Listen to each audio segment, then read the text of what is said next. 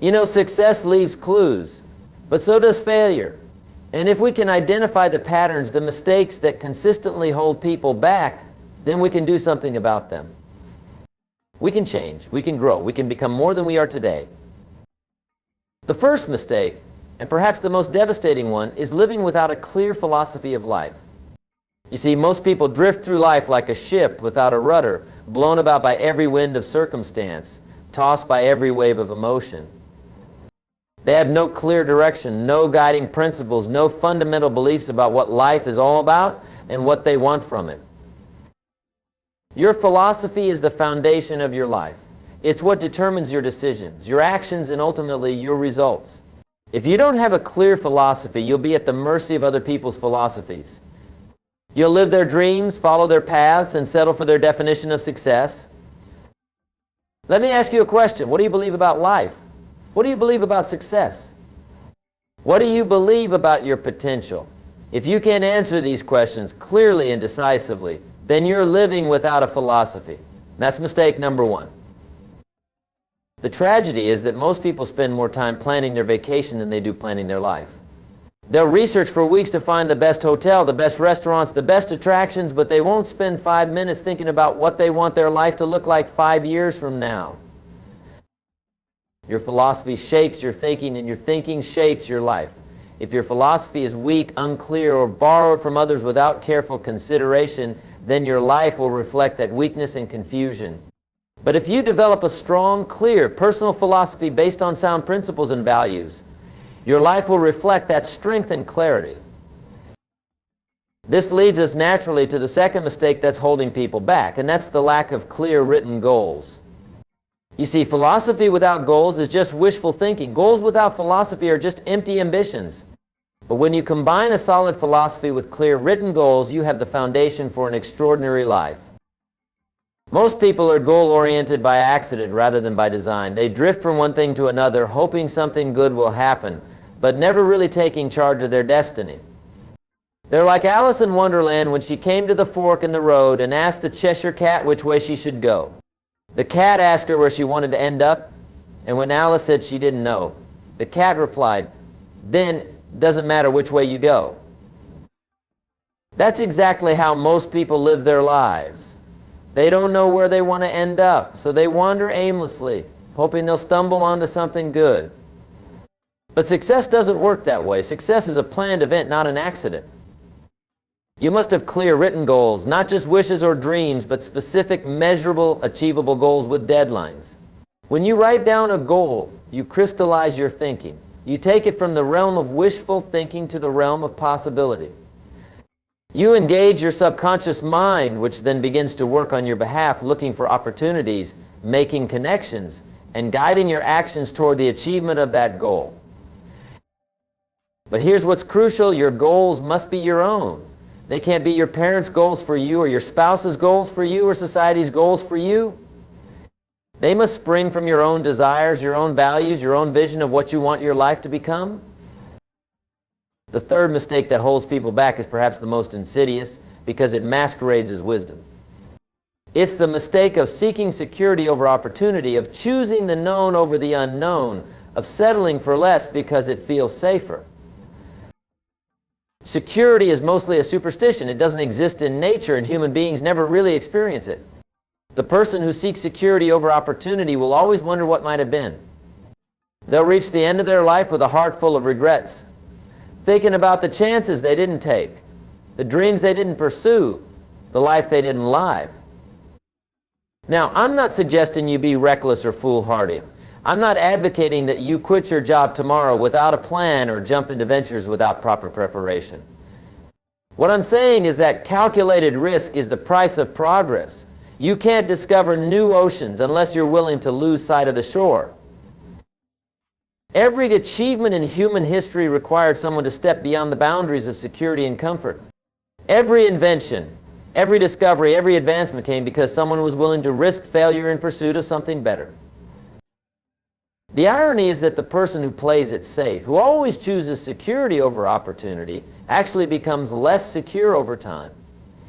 The world changes, industries evolve, and the person who hasn't grown, who hasn't developed new skills, who hasn't taken any risks finds themselves obsolete. On the other hand, the person who has learned to embrace opportunity, who has developed the confidence to take calculated risks, who has built their skills and expanded their comfort zone, becomes more secure, not less. They become antifragile, able to not just survive change, but to thrive because of it.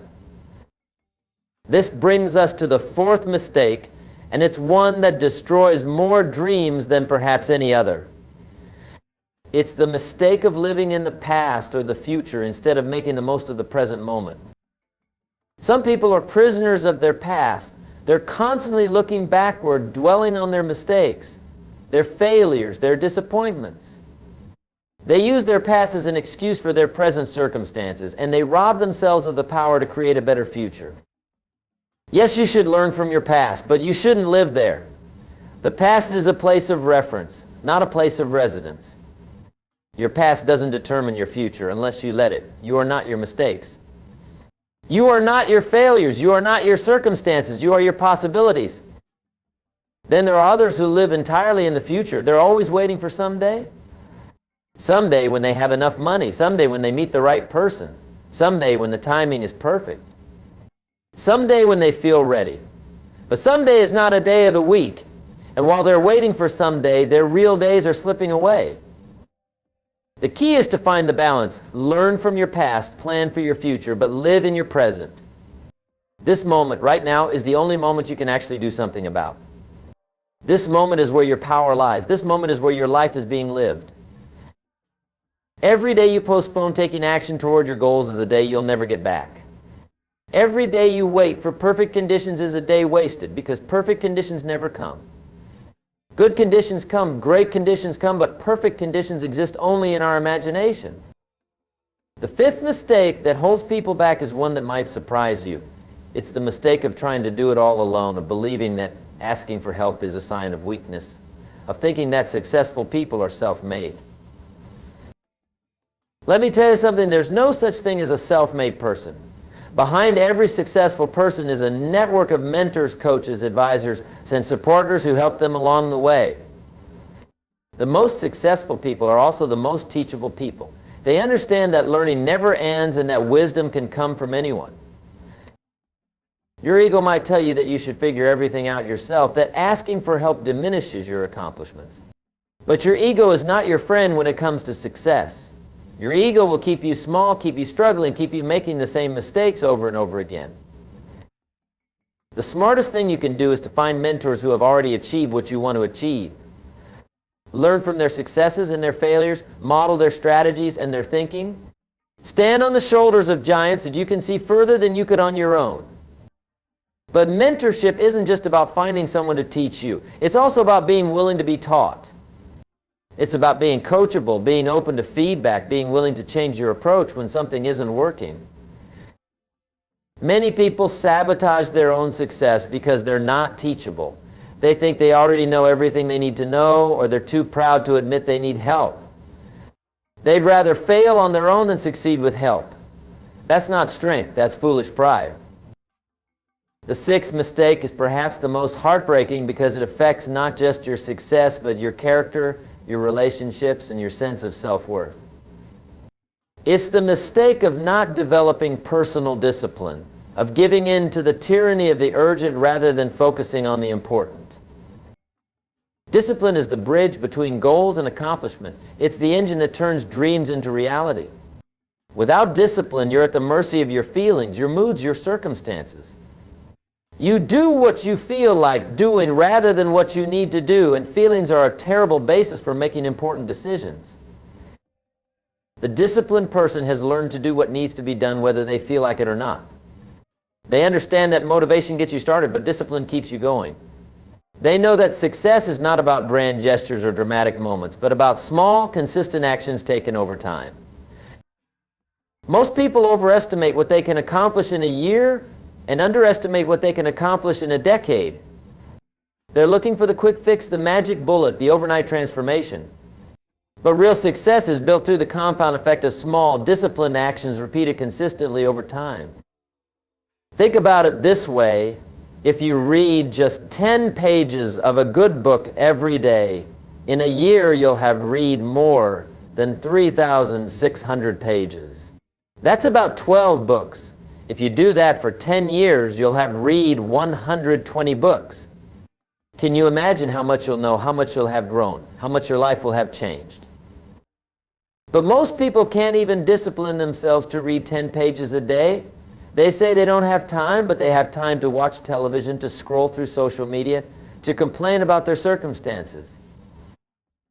Discipline is really about priorities. It's about deciding what's truly important and then organizing your life around those priorities. It's about saying no to good things so you can say yes to great things. The seventh and final mistake that holds people back is the mistake of not taking full responsibility for your life and your results.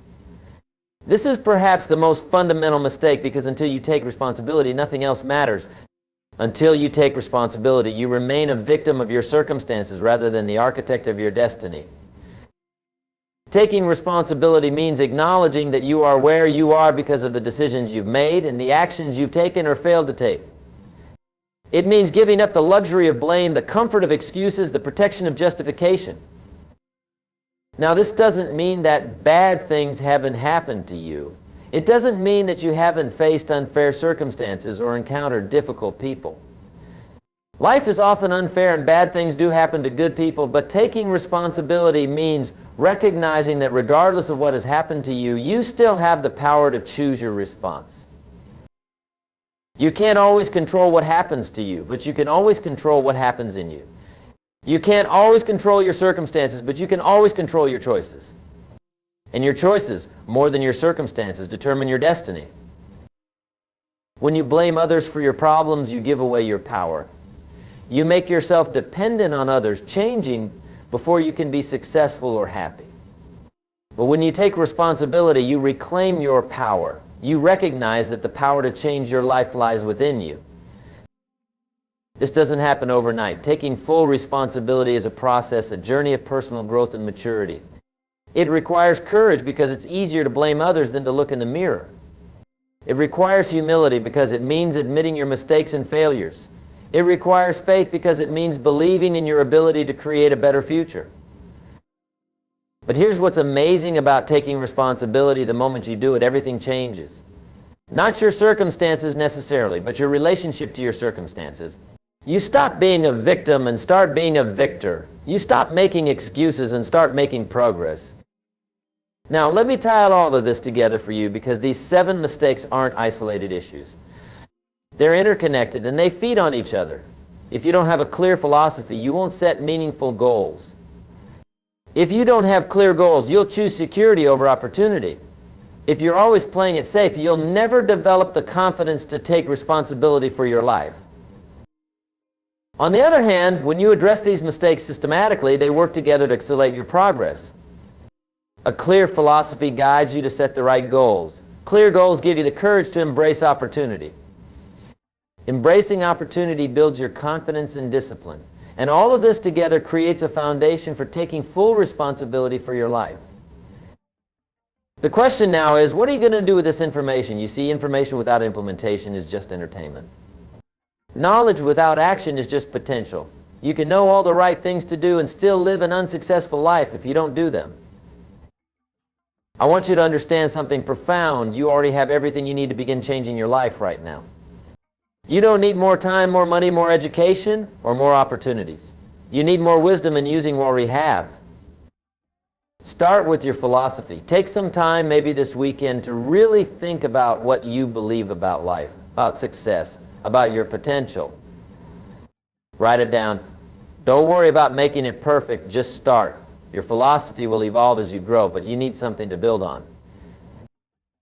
Then set some goals. Not someday goals, but specific goals with deadlines. Write them down. Make them real. Start with small goals if you need to, but make sure they're meaningful to you. Begin to embrace opportunity over security. Look for ways to stretch yourself, to grow, to expand your comfort zone. Take calculated risks. Do something that scares you a little but excites you a lot. Focus on the present moment while learning from your past and planning for your future. Today is the day to begin, not tomorrow, not next week, not next month. Today. Find mentors and coaches. Invest in your education. Surround yourself with people who challenge you to become better. Be teachable. Be coachable. Develop your discipline. Start small if you need to, but be consistent. Do what you say you're going to do when you say you're going to do it. Keep your promises to yourself. And most importantly, take responsibility. Stop blaming. Stop making excuses. Stop justifying your current situation. Look in the mirror and say, I am responsible for my life and I have the power to change it. You know, success is not about perfection. It's about progress. It's not about never making mistakes. It's about learning from your mistakes faster than your competition. It's not about having all the answers. It's about asking better questions. The person you become in the pursuit of your goals is more valuable than the goals themselves. The skills you develop, the discipline you build, the confidence you gain, the character you forge, these things will serve you for the rest of your life. And here's something else to remember. You don't have to be great to get started, but you have to get started to be great. Greatness is not a destination, it's a direction. It's not about being perfect. It's about being better today than you were yesterday. Every master was once a beginner. Every expert was once a disaster. Every successful person was once a dreamer who decided to take action on their dreams. The only difference between successful people and unsuccessful people is that successful people do the things unsuccessful people are not willing to do. So what are you willing to do? What are you willing to sacrifice? What are you willing to give up to get what you want? Success always requires trade-offs. You can't have everything, but you can have anything if you're willing to focus and pay the price. The price of success is discipline, dedication, and determination. The price of failure is also discipline, dedication, and determination, but it's discipline to all the wrong things. It's dedication to mediocrity and determination to make excuses. You're going to pay a price either way. You can pay the price of discipline or the price of regret. You can pay the price of progress or the price of staying where you are. The choice is yours, and the time to choose is now. Let me leave you with this thought. Your life is not determined by what happens to you, but by how you respond to what happens to you. You've been given an incredible gift, the gift of choice. You can choose your thoughts, your actions, your habits, your associations, and ultimately, your destiny. Don't let these 7 mistakes rob you of the life you deserve. You have too much potential, too much to offer, too much to accomplish to settle for anything less than your best life. The world needs what you have to offer. There are people whose lives will be better because you decided to become all you were meant to be. There are problems that need solving, dreams that need pursuing, contributions that need making. But it all starts with you taking responsibility for your life and making the decision to grow, to change, to become more than you are today. It starts with you refusing to let these mistakes hold you back any longer. Your future is in your hands. What you do with it is up to you. Choose wisely, act boldly, and never, ever give up on yourself or your dreams. The best is yet to come, but only if you make it so. Thank you for your attention, and remember, if you'll do for a few years what most people won't do, you'll be able to do for the rest of your life what most people can't do. Make it a great day, make it a great year, and make it a great life.